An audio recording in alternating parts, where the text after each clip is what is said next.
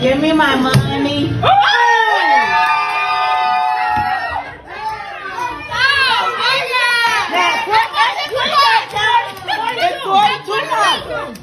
It's $42. Ivy, it's $42. No, you can't spend that.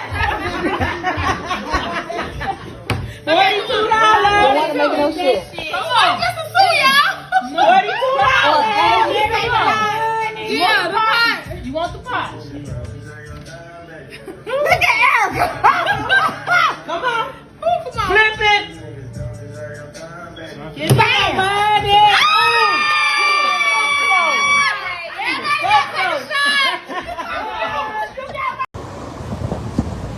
Man, y'all know goddamn well I was coming. I was coming.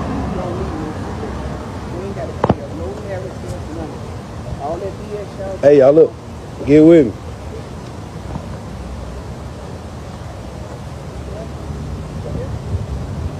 Get with me. 100% my sister was a victim. 100% victim. I'm holding victim paperwork. Victim. My little sister would have called her brother. No matter what. If she chose to do whatever, she'd have called me first.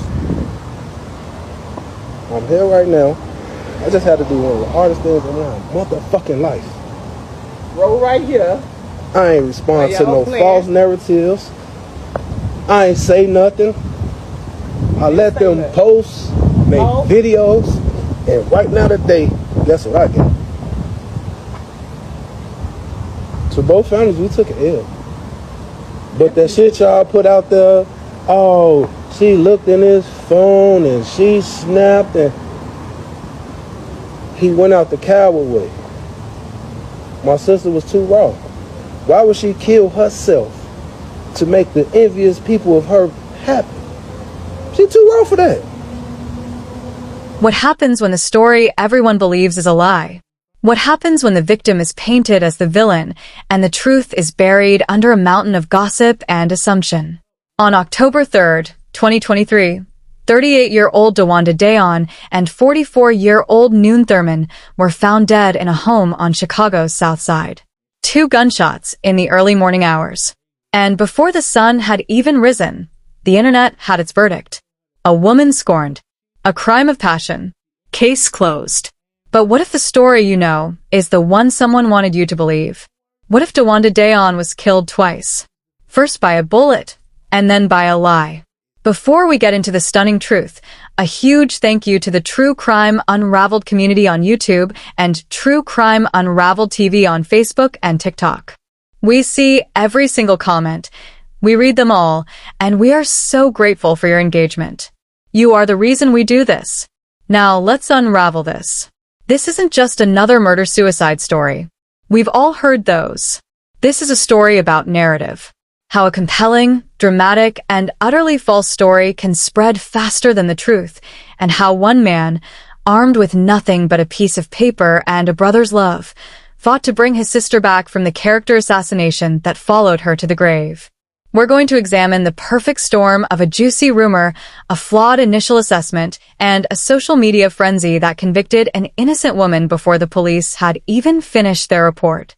We'll look at who DeWanda Dayon really was, a boss, a grandmother, a property owner, and ask the tough question, why were we so quick to believe she was capable of murder? The answer says a lot more about us than it does about her. And at the heart of it all is a brother's desperate, raw, and ultimately vindicating plea. 100%, my sister was a victim. The facts, as they stood in the cold light of that October morning, were simple. Police were called to the 6600 block of South Normal Avenue in Englewood just after 2:30 a.m. Inside, they found 2 bodies. DeWanda Dayon and Noon Thurman. Both had died from gunshot wounds to the head. A handgun was recovered at the scene. There were no signs of a forced entry, no obvious struggle. To the first responders, it had the classic hallmarks of a murder-suicide. And then, the narrative machine kicked into gear. It started with a post, a comment, a share. The story was too good, too Shakespearean, not to spread. The rumor was this: DeWanda had woken up in the middle of the night, gone through Noon's phone, and discovered two earth-shattering truths. First, that he was cheating on her. Second, and far worse, that he had full-blown HIV, and he had given it to her. In a fit of rage, of betrayal, of hopelessness, she had shot him and then turned the gun on herself. The internet ran with it. "I would have done the same thing," some commented. "Play stupid games, win stupid prizes," said others. It was a modern-day morality tale. The cheating man gets his comeuppance. The woman, pushed too far, snaps. It was clean. It was simple. It made a twisted kind of sense. But here's the catch. From the very beginning, this was all speculation. The police never confirmed the HIV story. They never confirmed infidelity. This entire, elaborate motive was built on sand, on the words of anonymous online accounts. Yet it became the truth. DeWanda's name was now synonymous with a jealous, violent rage. So, who was the woman at the center of the storm? DeWanda Dayon was not a woman on the edge. By all accounts, she was a woman on top. 38 years old, she had a solid career with the CTA, earning a respectable $47 an hour. She didn't just rent. She owned multiple properties. She was a mother, and she had just recently become a grandmother, a new chapter that brought her immense joy. Her friends described her as a boss, a woman who had her life together, who was strong, resilient, and knew her worth. This was not the profile of someone who would throw her entire life away over a cheating boyfriend. And then there's her brother. He knew his sister better than anyone. And from the moment he heard the rumor, he knew it was wrong. In the days following her death, while the internet was having a field day, he was quiet. He wasn't ignoring it. He was gathering evidence. He made a statement that would become the central pillar of this case. "My little sister would have called her brother. No matter what, when she chose to do whatever, she would have called me first." Think about that. If DeWanda was truly in that much despair, if she had discovered such devastating news, her first instinct, according to the person who knew her best, would have been to call him. There was no call, no desperate text, no final message, just silence. That silence spoke volumes to him. He let the internet do its worst. He watched as people slandered his sister, turning her from a victim into a perpetrator. He understood that both families had suffered a loss, as he said. Both families, we took an L. But he would not let the false narrative stand. He was playing the long game.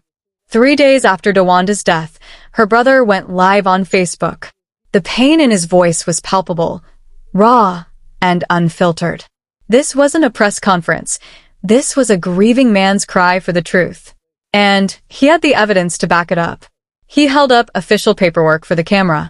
100% my sister was a victim. 100% victim. I'm holding victim paperwork. Victim. The document didn't say suspect. It didn't say perpetrator. It said victim. The official coroner's report and the police investigation, once they had a chance to analyze the forensics, the ballistics, and the scene, had reached a very different conclusion than the court of public opinion. The official finding was that Noon Thurmond had shot and killed DeWanda Dayon before taking his own life. It was a murder-suicide, all right, but the roles were reversed. So, what was the real motive? While the HIV and cheating rumors were never officially confirmed, the brother hinted at a different kind of catalyst. He suggested that DeWanda, the successful property owner, might have had envious people around her. He stated flatly, why would she kill herself to make the envious people of her happy? She too strong for that. He was pointing to a motive rooted not in her despair, but in someone else's jealousy or fear. Perhaps she was finally putting her foot down. Perhaps Noon, facing being exposed or kicked out of the life she had built, reacted with ultimate violence. DeWanda Dayon was failed twice. First, by the violence that took her life. And second, by the rush to judgment that stole her legacy. The internet, in its hunger for a dramatic story, was an accomplice after the fact. It took the courage and determination of her brother to set the record straight, to reclaim her name and remind the world that she was a victim, not a killer. So let's open this up to you, the True Crime Unraveled community, because your perspective is what makes this channel so special. We read every single comment. Why do you think we, as a society, are so quick to believe the most salacious version of events, especially when it involves a woman of color? What responsibility do we have to wait for the facts before we share and comment? Let us know your thoughts down below. If this deep dive into a case where the truth fought its way to the surface resonated with you, please do us a huge favor and hit that like button. It really helps the algorithm share our work with others who love true crime done right.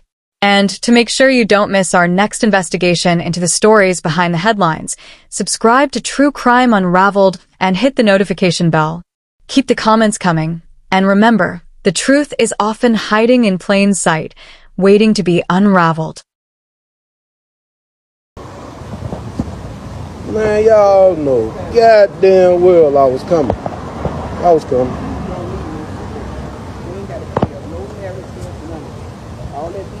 Hey, y'all look. Get with me.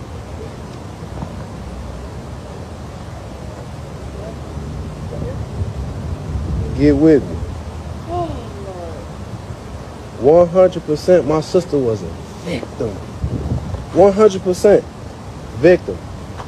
I'm holding victim paperwork. Victim. My little sister would have called her brother. No matter what. If she chose to do whatever, she'd have called me first. I'm here right now. I just had to do one of the hardest things in my motherfucking life. Roll right here. I ain't respond to no false narratives. I ain't say nothing. I let them post, make videos, and right now today, guess what I get? To both families, we took an L. But that shit y'all put out there, oh, she looked in his phone and she snapped and he went out the coward way. My sister was too raw. Why would she kill herself to make the envious people of her happy? She too raw for that. I can only be strong. Because I had to shake my head and nod my head and say, that's my sister. That's her. Everybody that know me personally know the only reason I'm mad. But I can't, it is what it is. We good though. But, clear that up. Can y'all please keep my family in y'all prayer? But more so my mama, my sisters, my nephew. We here right now. We got all I'm straight. Everything. I did what? She ain't did, shot or did nothing. Victim. She was the victim. Bro. Get this shit, bro. This shit say. Survivors. Victim. She was the victim. Victim. Where my damn thing is so I can flip it. Flip it. Oh, I'm good. Victim. 100% victim. Victim. Not suicide, murder, Just had to suicide, all that. baby. I had to identify my baby. She can't call her brother. They took that shit. Make sure they post this. Post this. Cause when it was on y'all to say it was us, it was cool. It was cool. And I'm still not mad. I'm mad because I can't do shit. And she still look good. Still killing motherfuckers. He didn't hurt that pretty face. See what I'm saying? I can't even cry no more. I'm happy. I'm so motherfucking happy. Y'all know where I'm gonna be at. Pull up. We at Abby's. You know what? Matter of fact, you know what? We gonna cook. We gonna be at my sister's house. See what I'm saying? Like her house. Her house. Her house. With her name on it and everything she on, all that shit that they was saying. I hear crickets. I'm gonna miss my baby so much. But so much weight lifted off me right now.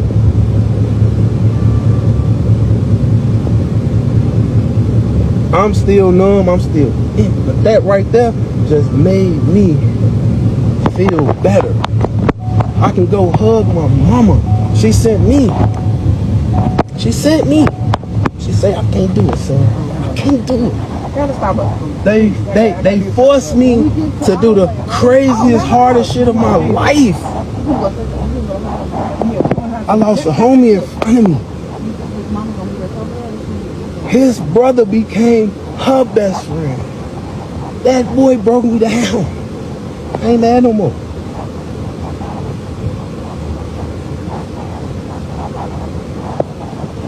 This is why I ain't respond. I couldn't.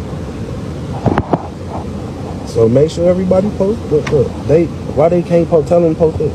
Tell them what's going on. Post it. I got victim, 100% victim. Fellas, y'all ain't ready to deal with no boss bitch and you gonna be insecure and all kind of shit. Let that lady be. Don't be no tender dick. And I know we all did tender dick shit. I did some. But not this. I love every motherfucker that put all 5,000 of y'all that pulled up on me. Just for me. Love y'all.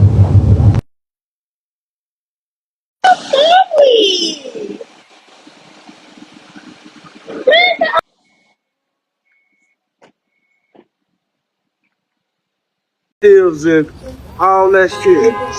How long ago? On that second floor, I heard what really happened from them in Texas.